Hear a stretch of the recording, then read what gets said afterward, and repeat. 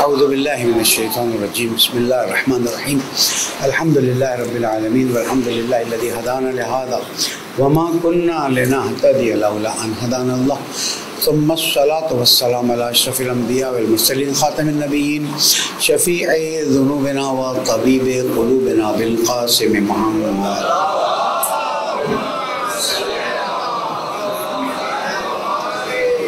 وعلى أهل بيته الطيبين الطاهرين المعصومين المظلومين الذين أذهب الله عنهم الرجس وطهرهم تطهيرا.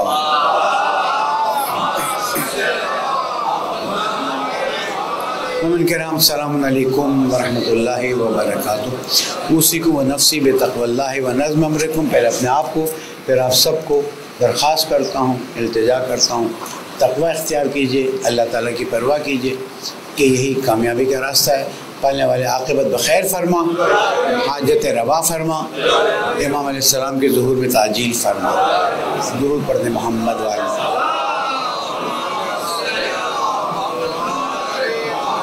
گرامی ایام شہادت خاتون جنت حضرت فاطمہ زہرا سلام اللہ علیہ، اور آج کا دن امام زین العابدین علیہ السلام کی ولادت کا دن بھی ہے.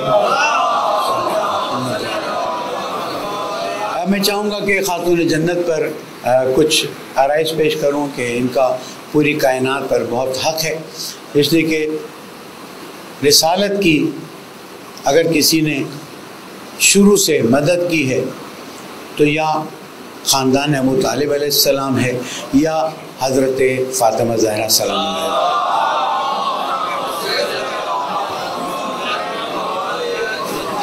پہلے ان کی والدہ نے خدمت کی، اس کے بعد بیٹی نے خدمت کی، اور وہاں تک خدمت کی کہ آپ دنیا سے رحلت فرما گئے، وصال فرما گئے. اور تاریخ میں یہ بات ثبت ہے کہ حضور اکرم کو جتنا سکون جناب خاتون جنت نے دیے کسی اور نے نہیں دیا. اور جب ہم خاتون جنت کے مقام کی طرف توجہ کرتے ہیں، یہ صرف یاد دہانی ہے، یاد آوری ہے.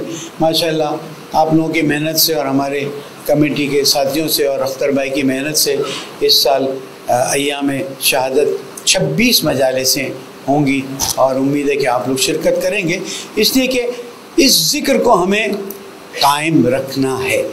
اور ہم کوشش کرتے جائیں گے، آج ہیں کل نہیں ہیں، آج کا بھی پتہ نہیں ہے، آج اور کل کا پتہ نہیں ہے، لیکن کم از کم ہمارے اور آپ کی یہ کام چلتے رہیں گے. اور اللہ تعالیٰ فرماتا ہے وَنَكْتُبُ مَا قَدَّمُوا وَآثَارَهُمْ، جو تم بھیجتے ہو وہ بھی لکھتے ہیں اور جو آثار رہ جاتے ہیں وہ بھی لکھتے ہیں. مسجد بنانے والوں میں ایک بڑی تعداد دنیا سے چلی گئی ہے، لیکن جب بھی آپ اس میں پیر رکھیں گے، جب بھی اس میں نماز پڑھی جائے گی، جب بھی اس میں اللہ تعالیٰ کا ذکر ہوگا، رسول آل رسول کا ذکر ہوگا، ان کی قبروں کو نور پہنچتا جائے گا. اس چانس کو ہاتھ سے مت جانے دیجئے. مولانا ہم کیا کر سکتے ہیں؟ 1 روپیہ دے سکتے ہیں تو 1 روپیہ دے دیں. یہاں کوانٹٹی میراث نہیں ہے، کوالٹی میراث ہے کہ آپ کی نیت کیا ہے، اور جتنا چھپ کے کریں گے اتنا اچھا ہے. اور آپ دیکھ لیجئے 26 کی 26 مجالسیں مومنین نے اسپانسر کی ہوئی ہیں. کچھ زہرا اکیڈمی نے اسپانسر کی ہیں شروع کی، اس کے بعد مومنین نے اسپانسر کی ہے. مسجد پہ کوئی پریشر بھی نہیں ہے، لیکن مسجد کی دوسری چیزیں جن کو آپ کو دیکھنا ہے، تنخواہیں ہیں، لائٹیں بارہ، وہ اپنی جگہ پر ہے. لیکن عرض کر رہا ہوں کہ یہ ذکر ہمیں زندہ رکھنا ہے. لیکن اس کے زندہ رکھنے کا طریقہ کیا ہے؟ ادعو الی سبیل ربک بالحکمت والموعظۃ الحسنہ وجادلہم باللتی احسن. اللہ کی طرف بلاؤ حکمت اور موعظہ حسنہ کی طرف. بات ایسی کرو کہ دل پہ اتر جائے. اگر دل پہ نہیں اترتی کم از کم دل پہ چوٹ تو نہ مارے، تیر تو نہ چلائے، تنس نہ ہو، ٹونٹ تو نہ ہو کہ سننے والا کہے چھوڑو ان باتوں کو، کیا سننا، جو آج کل میں مزاج معاشرے میں دیکھ رہا ہوں. بھئی خاتون جنت پہ ظلم ہوا ہے، آپ طریقے سے بتاتے، میں بھی بتاؤں گا.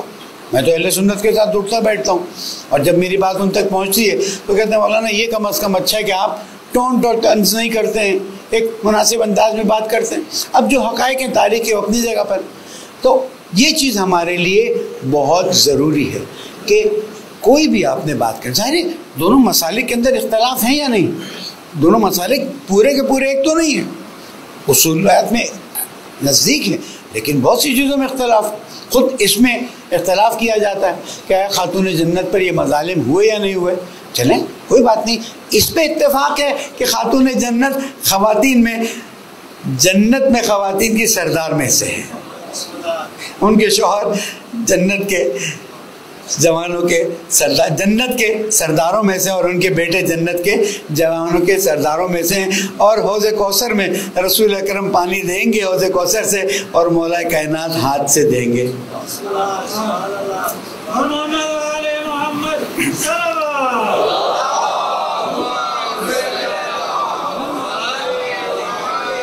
وہاں تو کوئی مسئلہ ہی نہیں ہے.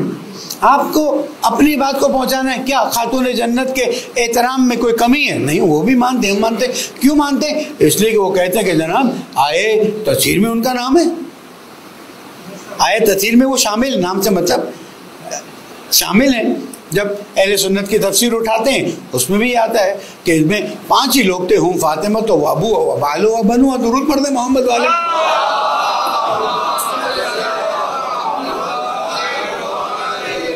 پھر سورہ حلقہ کی بات آتی ہے، آپ تفسیر میں پڑھ لیں کہ کنہوں نے وَيُطْعِمُونَ الطَّعَامَ، یا اس آیت میں وَيُطْعِمُونَ الطَّعَامَ عَلَىٰ حُبِّهِ مِسْكِینًا وَیَتِیمًا وَأَسِیرًا إِنَّمَا نُطْعِمُکُمْ لِوَجْهِ اللَّهِ لَا نُرِیدُ مِنکُم جَزَاءً وَشَکُورًا.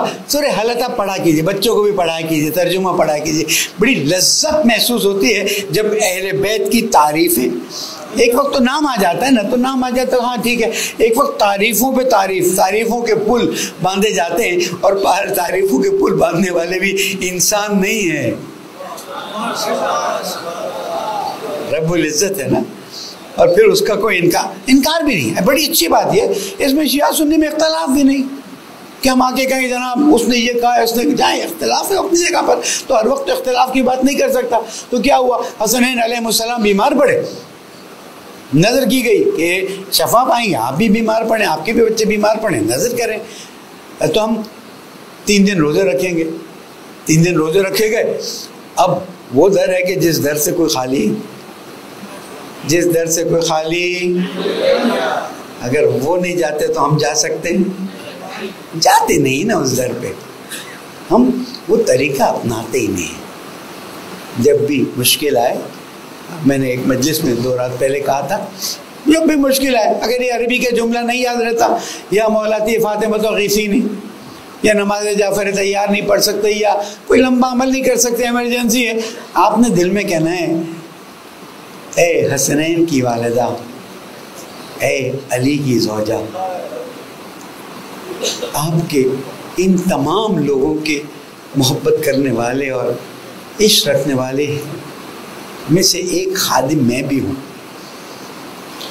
اگر عطا کر دیں گی تو اللہ تعالیٰ منع نہیں کرے گا، اور اگر آپ نہیں کہیں گی تو میں تو مشکل میں پڑا رہوں گا اور میری مشکل حل نہیں ہوگی. تو آپ کو پسند تو نہیں آئے گا میں مشکل میں رہوں، میری اس مشکل کو حل کر دے. اور پھر درود پڑھ دیجیے گا محمد وعلی محمد. اور رسول اللہ نے تسبیح خاتون جنت کو سکھائی. خاتون جنت نے تسبیح ہم سب کو دے دی کہ لو تمہارے لیے تحفہ ہے. تسبیح جناب فاطمہ زہرا سلام جو نماز کے بعد پڑھتے ہیں، کسی بھی مشکل میں پھنسے ہوئے تسبیح پڑھیں. تو خاتون جنت، اس کے بعد قرآن مجید کی آیات، آیات پہ آیات، اتنی آیتیں کہ آپ آرٹیفیشل انٹیلیجنس پوچھیں تو چیٹ جی پی ٹی کچھ خاتون جنت کی شان میں نازل ہونے والی آیات کو بیان کرو، وہ بیان کرتا جائے گا. آپ دیکھیں گے کہ اتنی آیتیں آ جاتی ہے. یہ بھی تو ہمارے کام کی چیزیں آ گئی نا، ہمارا کام شارٹ کٹ میں تبدیل ہو گیا ہے. تو وہ آیتیں وہاں پر آتی جاتی. پھر آپ پوچھیں گے اہل سنت اور شیعوں میں ان کی شان میں کتنی حدیثیں ہیں، تو آپ دیکھیں گے وہ بھی ہمبال لگا دے گا. تو یہ چیزیں آپ کے فائدے میں، کوئی مشکل نہیں ہے. سورہ حلقہ ہو گئی. سورہ رحمان میں مرج البحرین یلتقیان بینہما برزخ لا یبغیان، یہ بھی مولا کائنات خاتون جنت کی شان میں ہے. اس کے بعد آخر میں کچھ رہ گیا تھا تو اللہ تعالیٰ نے کہا کہ چلو ایک ایسا کام کرتے ہیں کہ جس میں پھر شکلیں بھی نظر آ جائیں. شکلوں سے مطلب یہ کہ شخصیتیں نظر آ جائیں. انہوں نے کہا اچھا تم اگر نہیں مانتے ہو، ضد کرتے ہو، سارے نجان تو قل تعالوا ندعو ابناءنا وابناءکم ونساءنا ونساءکم وانفسنا وانفسکم، سنتے ہی رہیں، سنتے رہیے گا. ثم نبتہل، تم اپنے بچوں کو لاؤ، اپنے بچوں کو لاتے ہیں، تم اپنے عورتوں کو لاؤ، عورتوں کو لاتے ہیں، تم اپنے نفس کو لاؤ، اپنے نفس کو لاتے ہیں، اپنے نفس کو لاؤ، ہم اپنے نفس کو لاتے ہیں، اپنے نفس کو لاتے ہیں، تم اپنے نفس کو لاؤ. یعنی یہ کیٹیگری الگ ہے، تم الگ ہو. یعنی نفس کا مطلب نہیں کہ تم اپنے آپ کو لے کر آؤ. نفس رسول کون ہوگا سوائے مولا کائنات کے؟ کوئی نہیں تھا. اور دیکھنے والے نے دیکھا، کہا، پہلے کہہ دیا تھا کہ اگر یاد رکھنا، اگر یہ امت کو لے کر آ جائے تو ہم بھی مباہلہ کریں گے، لیکن اگر کچھ لوگوں کو لے کر آئے تو پھر ارے تجھے کیسے پتا چلا کہ یہ کچھ لوگوں کو بھی لا سکتا ہے، امت کو بھی لا سکتا ہے؟ اس کے بعد دیکھا کہ نہیں، یہ تو ایک چھوٹا سا قافلہ ہے، اور اس قافلے کا سردار، اس قافلے کی کیا کہتے ہیں وسط قافلہ، اس قافلے میں پیچھے کون ہے، ہاتھ میں کون ہے، انگلی کون پڑ گئے؟ تو کہنے والے نے کہا ہم فاطمہ تو ہوا اوہا و بالہا و بنیہا. پھر درود پڑھتے ہیں.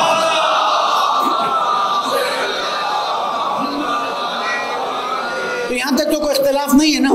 اب یہ خاتون جنہوں نے اللہ تعالیٰ کی عظمت کی گواہی دی اپنے بابا کے ساتھ، اپنے شوہر کے ساتھ، اپنے بچوں کے ساتھ، اب یہ تاریخ نے کیسا پلٹا کھایا کہ ابن قتیبہ الامام و سیاسہ میں لکھتا ہے کہ کچھ لوگ وصال رسول اکرم کے بعد دروازے پر آئے تھے اور کچھ باتیں کی تھی، اور کہا تھا کہ اگر اس میں عمل نہیں کرو گے تو ہم دروازہ جلا دیں گے. اہل سنت میں موجود ہے. اور وہ دروازہ جلا یا نہیں جلا تاریخ میں دیکھ لیجیے. ہم تو مانتے ہیں دروازہ جلا اور سارے واقعات ہوئے، لیکن ہم وہاں آ کے کھڑے ہو جاتے ہیں جہاں پر اتفاق ہے. تو اب سوال یہ پیدا ہوتا ہے کہ اس مسجد کے باہر اگر کوئی 4 لوگ آ کے کہیں مسجد جلا دیں گے، 4 جوان کھڑے ہو جائیں گے، ہمیں جلاؤ، پھر ہم جلائیں گے، پھر جلنے دیں گے. یہ کیا ہوا؟ تاریخ کیسے پلٹی؟ کیوں ایسا ہوا؟ اس کے بعد وہ جو واقعات ہوئے، سارے ٹائم ہی نہیں ہے کہ اس کو مجلسوں میں روز رات آئیے سنیے، اور بھی مجالس ہو رہی ان کو بھی سنیے، لیکن ٹونٹ مت سنیے، طنز مت سنیے. میں بھی تو ایسا بات کر رہا ہوں، میں تو کسی پہ ٹونٹ نہیں کر رہا.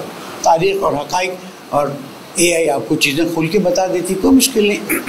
اس کے بعد پھر یہ ہوا کہ جو فدق رسول اکرم نے آپ کو دے دیا تھا وہ فدق واپس لیا گیا. اس کے لیے خاتون جنت تشریف لے جاتی مسجد میں، بڑی مسجد میں پردہ ڈالا جاتا ہے، اور خاتون جنت، اچھا اس زمانے میں خواتین مسجد میں جاتی تھی، پردہ لگا ہوا ہوتا تھا. یہ تو ہمارے زمانے میں پتہ نہیں کیا ہو گیا کہ خواتین کو ہم نہیں لاتے مسجد میں، بازار میں جانے دیتے ہیں، یونیورسٹی میں جانے دیتے ہیں، فرانس جانے دیتے ہیں، آسٹریلیا جانے دیتے ہیں پردے کے لیے، مسجد میں نہیں آنے دیتے. اس پہ آپ کو سوچنا ہوگا. ہمارے پاس تو جگہ نہیں، ورنہ ہم تو جگہ دے دیتے. مسجدوں میں خواتین کا آنا ہونا چاہیے. وہاں جا کے آپ نے پورا خطبہ پڑھا، خطبہ فدق. انشاءاللہ میں زیر اکیڈمی کے ذمہ داروں سے کہوں گا اس کی اردو جو ہے وہ آپ لوگوں تک بھیج دیں. وہ پورا خطبہ فدق ہے، اور اس میں کہتے ہیں کہ کیسے ہو سکتا ہے کہ آپ لوگ آپ کی بیٹیاں آپ سے وراثت لیں اور میں اپنے بابا سے وراثت نہ لوں.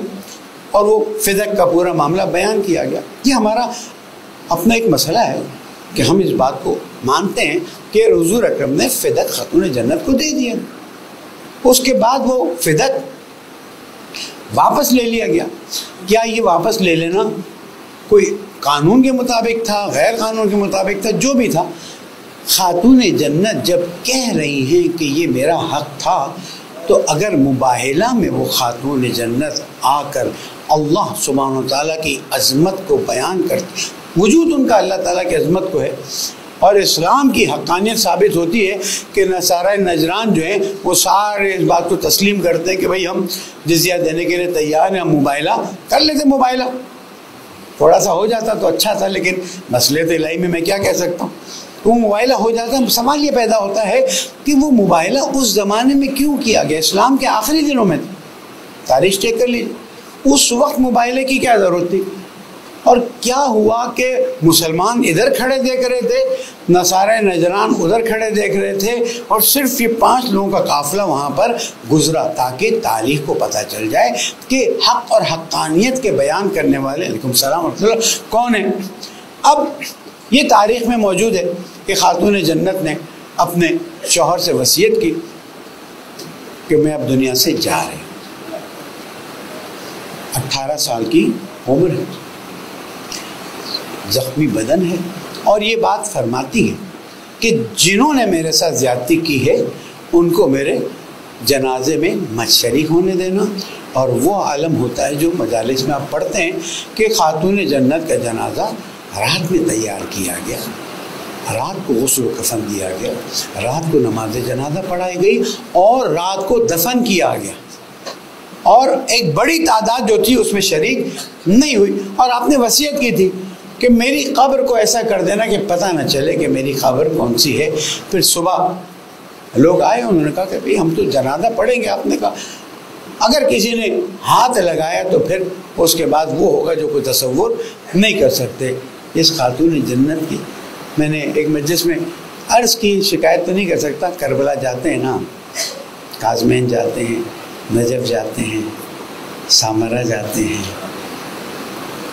خراسان جاتے ہیں، مدینہ کیوں نہیں جاتے؟ کیوں مدینہ کو چھوڑا ہوا ہے؟ مدینہ بھی جائیں، ٹھیک ہے کربلا جائیں، میں نہیں کہتا نہیں، لیکن مدینہ جائیں۔ کیوں؟ اس لیے کہ وہاں پر ہمیں پتہ ہی نہیں ہے۔ کسی سے جا کے پوچھ لیجئے کہ قبر خاتون جنت کہاں ہے، وہ اشارہ ضرور کریں گے لیکن قبر نہیں ہے۔ قبر اس وقت پتہ چلے گا جب ان کا فرزند حاضر تشریف لائیں گے، جب امام زمانہ تشریف لائیں گے۔